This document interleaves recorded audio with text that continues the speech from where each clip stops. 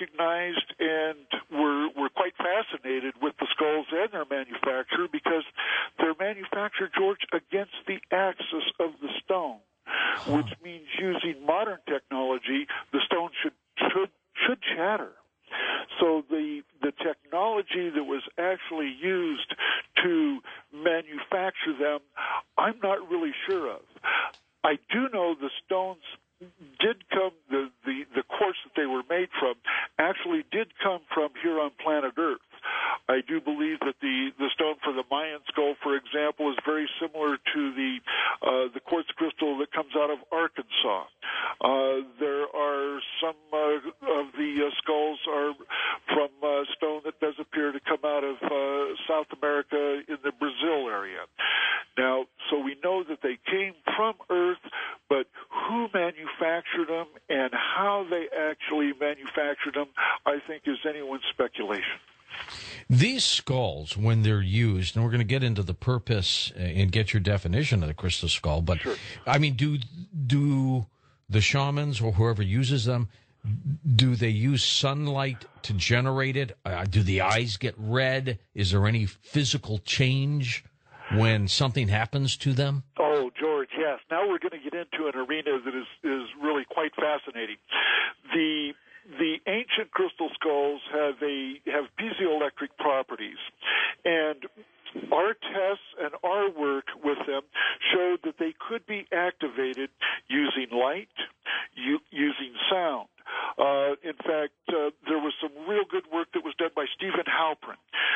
Stephen brought in, and we subjected the Mayan skull to what are known as Peruvian singing vessels. And each time you change a note, each time you change an octave, you get different images that will come up in the stone. And I'd like to talk about at some point what those images are. Sure. Also, as you expose the crystal skulls to different colors in the light spectrum, again, you'll change channels, you'll change images. Now, some of these images are quite small. In fact, they're miniature. Others encompass the entire stone. And they're not vague. Though I want the listening audience to know that this is as clear as looking at a modern TV screen, a modern computer screen.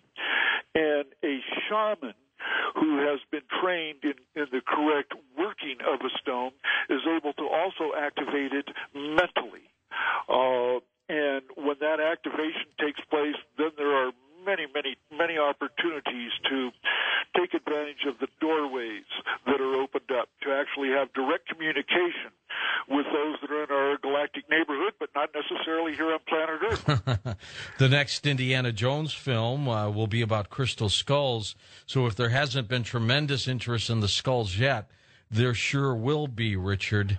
Fascinating. Well, George, it's interesting, this Indiana Jones film that's coming out now with George Lucas. Frank Nocerino actually met with George Lucas some 30 years ago, and I happened to be at that meeting just by happenstance, where George was asking Frank about different properties of the crystal skulls, and I can assure you that there are things that I haven't spoken of for 30 years that the stones are, what they represent. These skulls are stargates. They are quantum tools. People talk about, they use the word quantum today. That's quite common in our daily language now.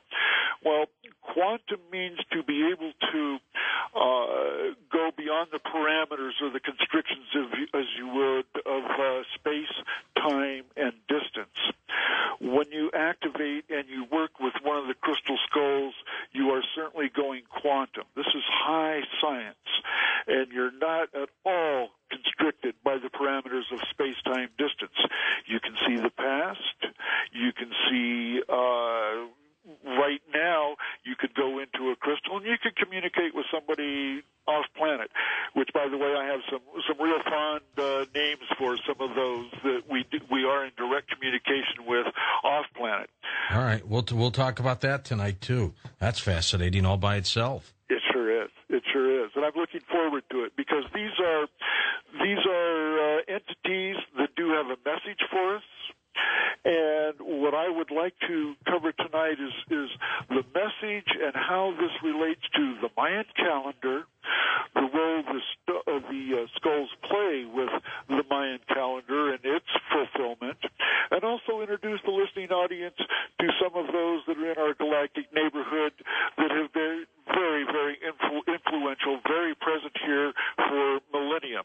That's fascinating. To communicate with.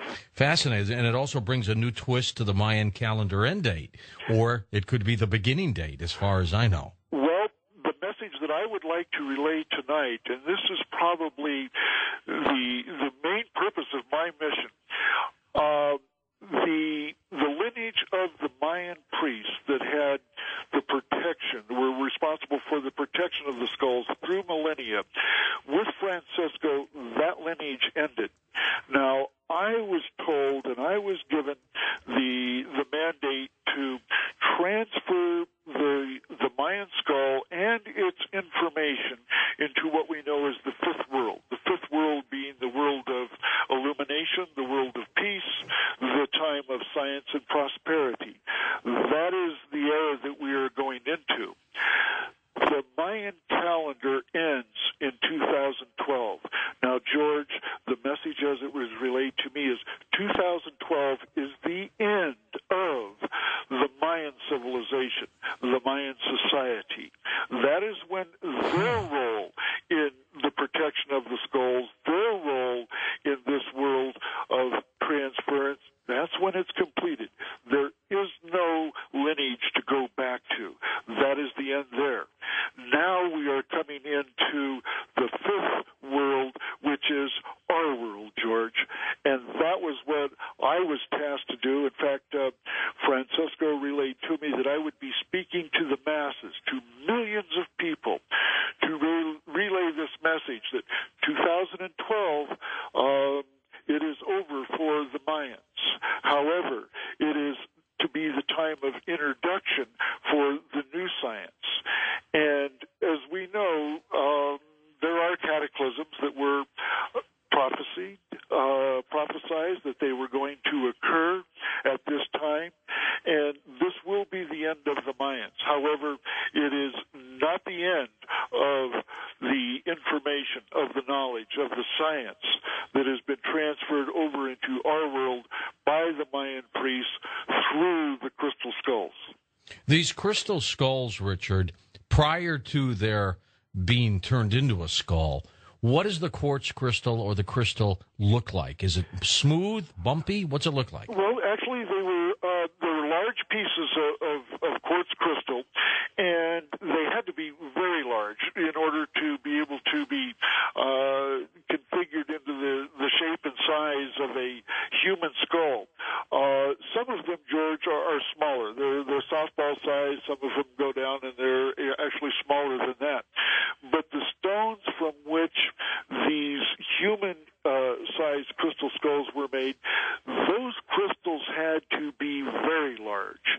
And I've been to the Tucson Gem and Mineral Show, for example, and we have seen some examples of quartz crystals that certainly are of a size that could be worked, that could be molded into something of human skull size, but they had to be very large. And George, by the way, the Vatican has a large repository of crystal skulls that were plundered by the Jesuits. These were really sought after by the popes back in the early times when Christianity was coming into the New World. Now, the ones that are in the Vatican, most of those are softball size. They are not of the large human skull size that we're talking about tonight. All right, when we come back, tell us how they were made, in your opinion. I always think of the movie Journey to the Center of the Earth with Pat Boone, James Mason, when they were down there in the center, and they were in that crystal area, and they chipped one off, and then they had that incredible underground flood. You might remember that. We'll be back with our guest tonight, Richard Shafsky, as we talk about crystal skulls, next on Coast to Coast AM.